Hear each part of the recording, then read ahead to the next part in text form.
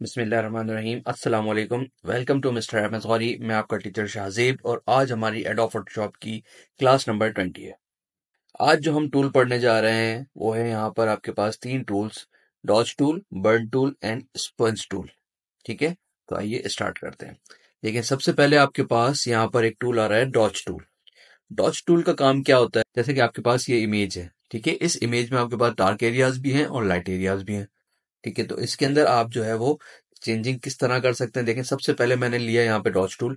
Dodge tool का काम क्या है कि यहाँ पर जहां भी आपके पास डार्क एरियाज है वहां पे लाइटनिंग अप्लाई करेगा, ये लाइटनेस देगा। सही है, तो देखते, जैसे फॉर एग्जांपल सबसे पहले यहाँ पर आपके पास कुछ रेंजेस आ रही हैं, मिड टोन, शेडो, हाईलाइट्स। अभी मैं आपको सजेस्ट करूंगा कि आप मिड टोन्स पे रहिए। ठीक है, उसके बाद एक्सपोजर आ रहा है कि इसके यानी जो इफेक्ट होगा वो किस हिसाब से होगा।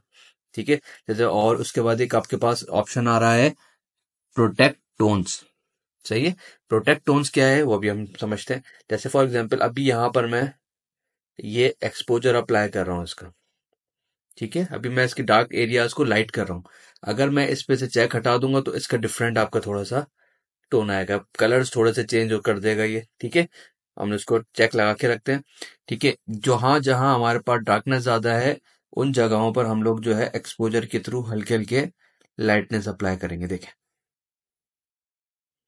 आ रही लाइटनेस। सही है, इसी तरह जहां जहां डार्क एरियाज हैं आपके, जैसे कि आपके पास यहाँ पर सेकंड टूल आ रहा है बर्न टूल। ठीक है, बर्न टूल में क्या होगा, आपके पास जहां जहां लाइट ज्यादा होगी उस जगह पर आपके पास ये हल्के हल्के से शेड्स दे देगा। जैसे ये एरिया आपके पास ज्यादा डार्क उसमें आ रहा है, हल्का हल्का सा यहाँ पे शेड दिया हमने। ये एरियाज पे ज्यादा आपके पास लाइटनिंग आ रही है, यहाँ पर आपने दिया।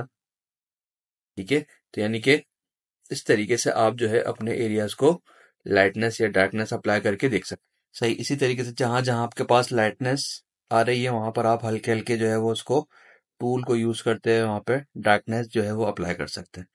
ठीक है, इसी तरह यहाँ पर आपके पास एक और टूल आ रहा है स्पंज टूल।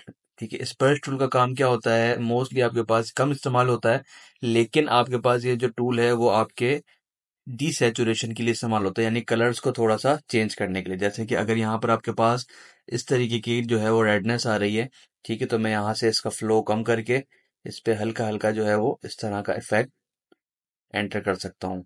ठीक है, जैसे कि अगर यहाँ पर आपने ये इफेक्ट अप्लाई करना है, ठीक है, तो यहाँ पर ये इस तरीके से आपके कलर्स को डिसैचुरेट कर देगा, यानी कि डिम कर देगा। ठीक है, कम इस्तेमाल होते हैं टूल्स, लेकिन ये आपके हाइलाइट्स के हिसाब से जो है वो बहुत ज्यादा इस्तेमाल करते हैं फोटोग्राफी के अंदर। ठीक है, तो मेरा आपको ये समझाना जरूरी था।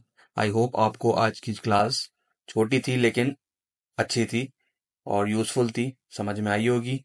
इंशाल्लाह अगले लेक्चर में फिर मुलाकात करेंगे, जब तक के लिए अल्लाह हाफिज।